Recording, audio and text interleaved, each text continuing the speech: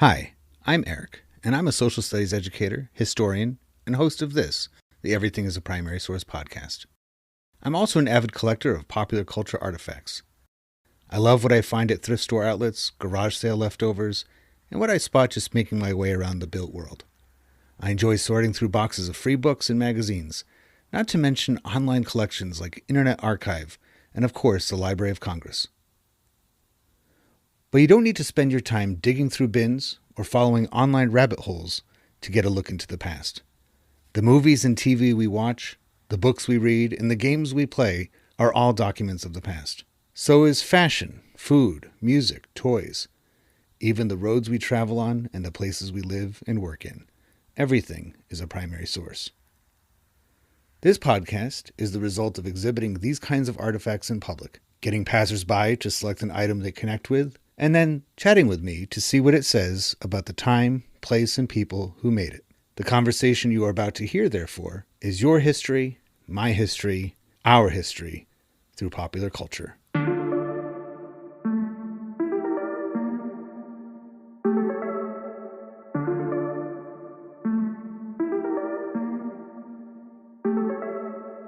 When's the last time, Hannah, can you remember the last time you were in a Wendy's? Or any in a fast food place eating? Like inside one, not going through the drive-through. Right. I can't. I don't remember. I have no idea. Because they're not as designed for that anymore. And I don't think it was just the pandemic that changed that. Even before then, it seemed like the emphasis has been on the drive-through, and that's where Wendy's really set itself apart originally, was having a drive-through. But it's get your food and go, right? Just keep moving along, keep moving along. But there was a time, like I said earlier, that the dining room in these places was pretty full, like that you would go to a restaurant, and in most of my Wendy's experiences, they really tried to bring that old-fashioned hamburger, if not a home feel to it, at least like an old-timey restaurant feel to it. Even though they're from the 60s, like their original logo and the design, the decor of the building had a lot of brass and wood, to try to give you that feeling like you're in the 1910s or something. And, everything is that way. Most Wendy's are located, despite having that, come and stay a while. You'll get your food quickly, but you can enjoy the dining room for, more than a little while to eat it. You're going to find Wendy's in the same places that you're going to find McDonald's and Burger King. And where is that usually? Typically, where do we find a lot of these fast food places? Intersections off the side of the highway, places where it would be easily accessible to just continue right on your route. And this company started in Columbus, Ohio. Has anybody on the chat today ever been to Columbus, Ohio, the capital of Ohio? I drove through Columbus a couple years ago. I had no idea how big that city is. It's massive, and it has, like a lot of big cities, an interstate highway going through it. And that's where you're going to find most, like you just said, most of these restaurants are off of the exit by interstate highways or some kind of massive road. You're not going to find a lot of Wendy's on secondary roads and more even suburban areas, not as much. They tend to be specifically highway food, right? What does that say about in late 1960s? What's going on with car culture and travel culture at that juncture? I'm going to be completely honest. I'm a little bit naive in the subject area of this time period. But if I were to guess, this is around the time that two-income houses are maybe becoming slightly more popular, where both people are working. And therefore, you might have a greater need to have multiple cars. And so you kind of have this rise in car culture. It already been on the rise since, cars had been a one per household thing. But I'm guessing this is kind of the boom of, the time where, might need multiple cars and more people are on the roads, more people are driving, less time is being spent at home cooking. And therefore you might need, again, you have more cars on the road, you need more cars, but you also need more places to stop and eat. along the way. And you might need to eat out more often since people aren't going to be at home cooking that often. I think that's a wonderful assumption from this. And you can see the original Wendy's here on the screen. Pretty modern urban setting for the original one, but look at that signage. I mean, it looks, like I said before, turn of the century. It does, it's trying to evoke that feeling of that despite the reasons, and you just stated the reasons as to why travelers and local families would be going to Wendy's, it's almost saying, yeah, but you're taking part in this old company. It's been around for a long time. Even though the name Wendy wasn't even a name until 1904 when the story Peter Pan and Wendy was introduced. That was a name invented by um, the author of Peter Pan. Is like it has like that classic look to it, right? It almost looks like one of those old Coca-Cola ads from the same time period. So it's like that nice balance of meeting the needs of the modern American family and at the same time conveying this idea of, well, you're doing something that predates these high-speed roads and it predates, women working in professional jobs and, these modern cars that, we're working with here.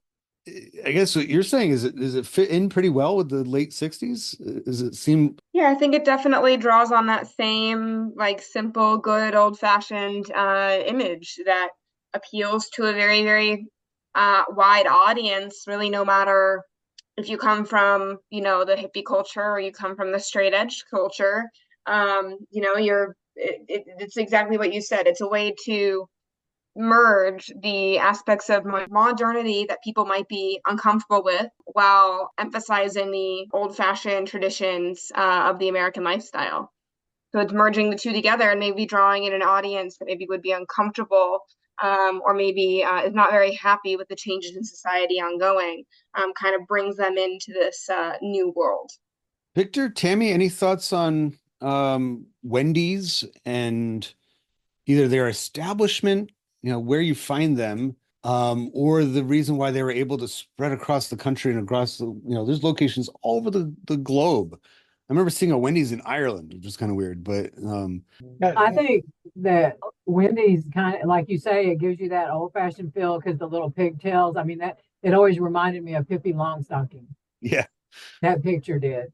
And so you've got this old fashioned good food, but we're going to get you this old fashioned good food as fast as McDonald's because even the colors, because the colors, it's like that red and white and yellow, just like McDonald's, red, white, and yellow. I mean, that's seems to be fast food seems to like red, white, and yellow. So yeah, so they're basically saying we are going to get you this really good food, but we're going to do it as quick as McDonald's will get you, you know. And even the little aprons they wear, because that picture, hmm I remember when they wore the apron and all that. So, and I live in a small town, and we have not had a Wendy's for that long. I think maybe 10 years. So, but and the first one went in near the interstate. is the one that you have, because I know they've changed their business model a little bit. Does it have just one cash register where you order and pick up, or do they have multiple? They have two drive-throughs, and then you Wow. go just like McDonald's. You go through the thing, and you pay at the first window and pick up your food at the second window. Okay. Yeah, but I accept if sometimes in the morning, especially, they'll only have one window open, but they are set up for they're set up exactly like McDonald's Because I, almost. I used to, for a long time, the Wendy's that I would frequent had a queuing line. It was an actual, they had a wooden and brass line that to tell you where to go. And they would just have their system was much different from McDonald's, where they just had one cashier taking the orders. And then almost on purpose, they had the food preparation area within sight of the where you ordered. And so you'd actually watch them make your food instead of McDonald's, especially the modern McDonald's, where and Burger King where they're making the food in the back, and the first time you get a glimpse of it is when they slide it down the chute to be included into your order. Wendy's always had you could watch the assembly line make your food right in front of you.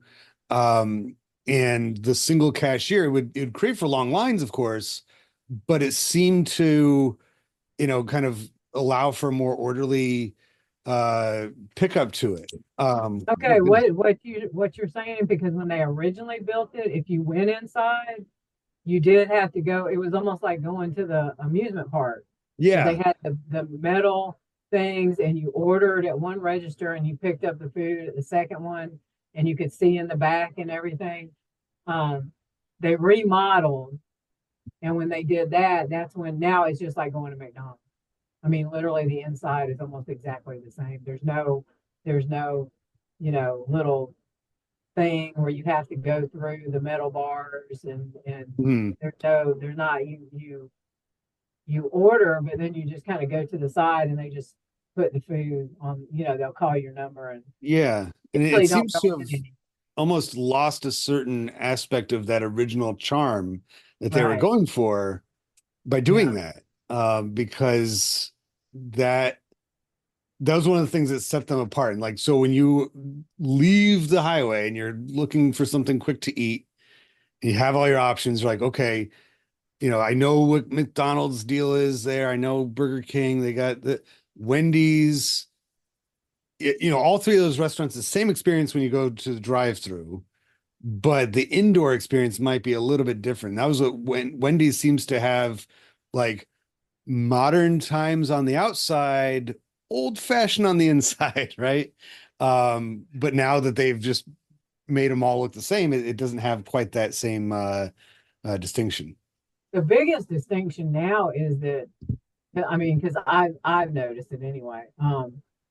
They Because all of them, like Wendy's, the only ones that didn't was Hardee's, and Hardee's is just, you're going to Hardee's because you want a lot of grease and a lot of salt, but McDonald's and most of the other restaurants went to, they had salads, and healthy choices, and now most of them, if you want a salad, you like really have to look, or you have to ask for it, and it won't even be on the menu board anymore. But Wendy's always still has their four different salads that you can Mhm. get, and they still, it's still right up there, and they almost push that. Whereas a lot of the fast food restaurants now, that's kind of shut. It's over on the side, or you just have to know they have it, Mhm. and they don't.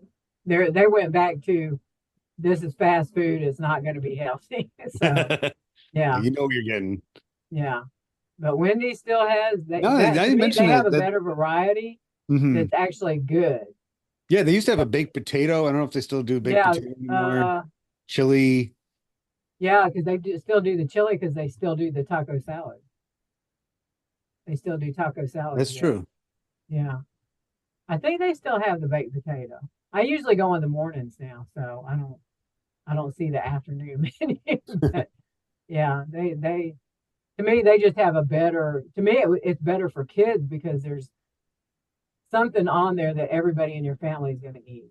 You've got salads for whoever, like if your wife is not wanting to eat a bunch of junk, you've got nuggets and stuff for the kids, and the big triple burger or the baconator Yeah. burger. That's the big guy burger, and so they have a pretty good variety for a family. I think they're still pushing the family thing. And I don't know if they're ever going to lose that, honestly, Yeah. especially with the name of their restaurant.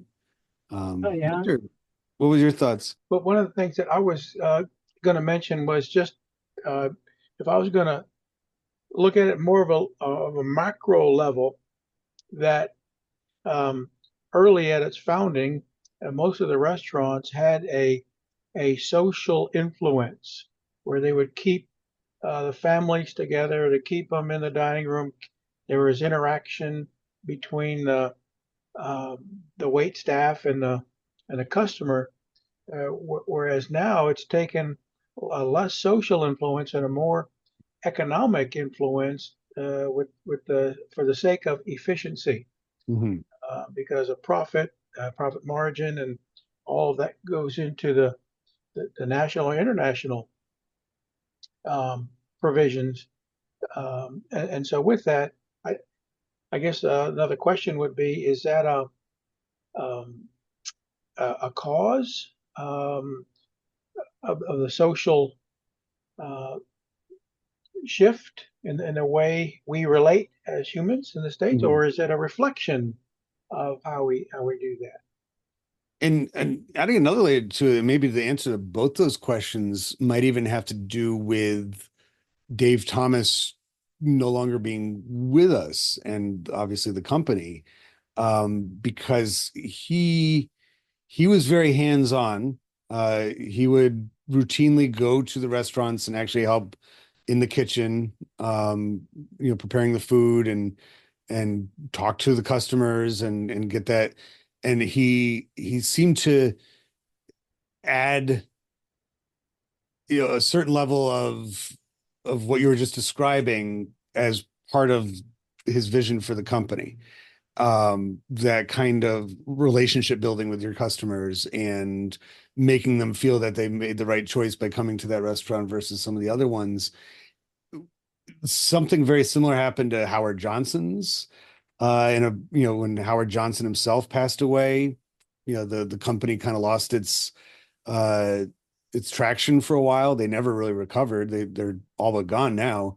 And I think also with Disney, um, you can definitely see in the entertainment world a dip in Disney's what they were able to produce between their parks and their media after Walt died. That there was a lull in what they were producing and what their priorities were.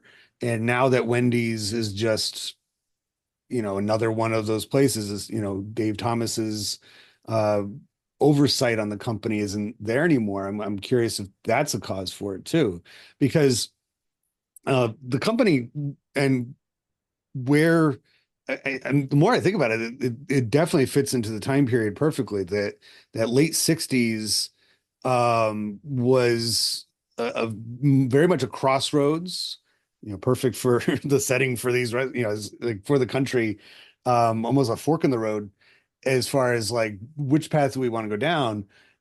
We just elected a holdover from a previous time, Richard Nixon, who'd been vice president in the golden age of the Eisenhower administration, and yet he's talking silent majority and he's trying to bring back very almost nostalgic throwback feel to it. I mean, think about some of the pop albums and the movies that would be made over the next couple years. You had a lot of nostalgia between Grease and even Star Wars is a nostalgia movie. It's old serial uh type picture, movie serial. And Happy Days, became hugely popular. American Graffiti, 1973. I mean, this is an era of the country almost in turmoil with itself of like, what do we want and how do we want it, right? I didn't think Wendy's would bring up such a conversation, but and so like their placement of their restaurants in those places that we listed earlier also answers that call. I mean, the interstate highways are very, very modern roads, especially in the time period that opened, but a lot of them serve the same purpose that other forms of transportation have always done. I was just driving last week on the New York Thruway, which is uh, I-90 for most of it. Well, I-90 and I-87 make up the New York State Thruway. And of course, that runs directly parallel to the Erie Canal. And directly parallel to that is the train tracks that run across the entire state and the country. And so it's like the interstate highways are just the most recent version of uh, national travel. And so it's like these companies that grow up around it share a lot of those same kinds of qualities.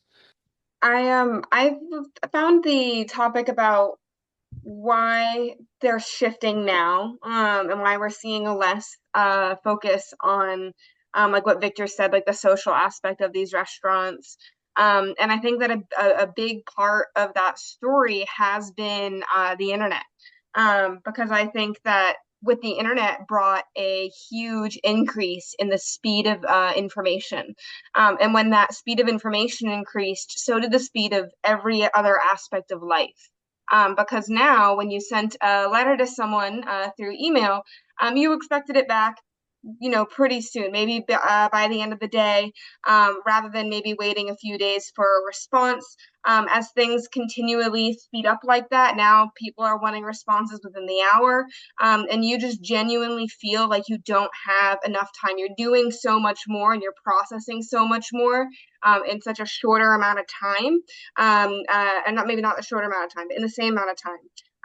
That it genuinely feels like you don't have a lot of time. So if you're wasting time standing in line while you watch the workers socialize with the guests in front of you, you're going to get really frustrated, right? You just want to get home, you just want to get to work, you just want to get to where you need to be, and you don't really want to have to stand in line and put up with all that. It might be nice for you to receive it. It's not nice to wait in line for 20 minutes while all that kind of stuff goes on. So as customers get more frustrated with that kind of stuff and are wanting to get through their daily tasks quicker and quicker, it's just going to be natural that stores start to eliminate those kinds of aspects to their, I guess, programs, their functionings, their systems. And I think a great example of this is a new business, actually, that just started in 2001 here in New Hampshire, which might not be known to you guys down in Georgia and Florida, but it's the name, the coffee franchise, Aroma Joe's. And I feel like they are a great epitome of what the new franchise is. It's these little tiny shacks. Some of them have cafes, but the majority of them don't have cafes at all. They're just drive-through. You go through, but unlike other drive-throughs, you don't order through a screen. You actually drive up and you order at the window, and then you pick up at the window as well. So you're face to face. And so it's a little bit more of that face-to-face socialization, but it's in a modern twist. It's no longer you're going inside to get that. Now it's face-to-face. I actually had experience working at Aroma Joe's for 4 years, where we were encouraged to say things like, how's your day going? I was allowed to give away one free drink a month to a customer who maybe was a regular, or if someone was clearly having a bad day but forgot their wallet. And so we were encouraged to do those things that were just kind of maybe smaller, quicker versions of what we used to see in fast food. And I really wouldn't be surprised if other fast food places start copying that kind of model.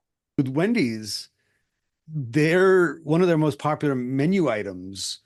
I'm surprised they haven't capitalized on it more, because it was very much, I don't want to say fan, but patron made, and that's Frosty and fries. That was like something that the customers themselves recognized. Ooh, that's a fun combination. Get a Biggie fry and get a Frosty and dip the fries into the Frosty, get the salty and the sweet and the hot and the cold all in one bite. And sort of like how McDonald's, they leaned into it more a couple years ago. They had a few meals. I forget the name of there was a rapper that had a particular order from McDonald's, and then I was going to mention that because there's a bunch of stores doing that right now. Like, so many are popping up with these collaborations with all these influencers, if you want to call them that. But it's interesting.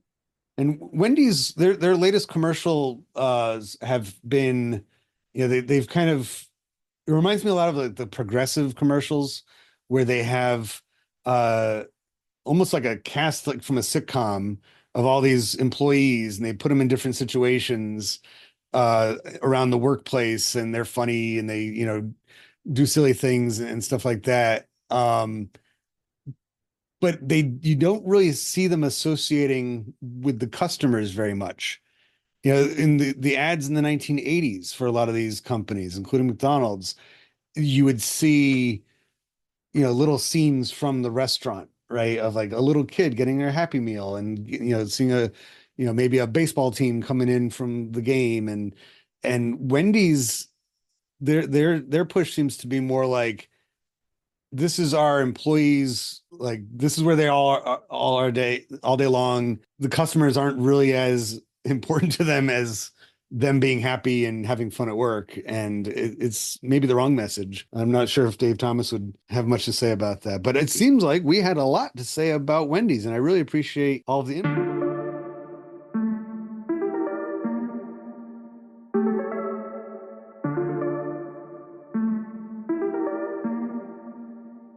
Popular culture, by definition, connects and unites us and proves that people of different backgrounds, in fact, have a lot in common with one another. I hope you enjoyed this conversation, at least in part, for that reason. If it connects with you and you'd like to add to it, or any of the podcast episodes, just visit everything-history.com and search for the Everything as a Primary Source project, which can be found in the classroom section of the website. We'd love to hear what you have to say. Be sure to rate and share this podcast wherever you are listening to it now, and follow Everything as a Primary Source on social media, including YouTube and especially Instagram. Thank you for listening to the EPS podcast, where everything is a primary source.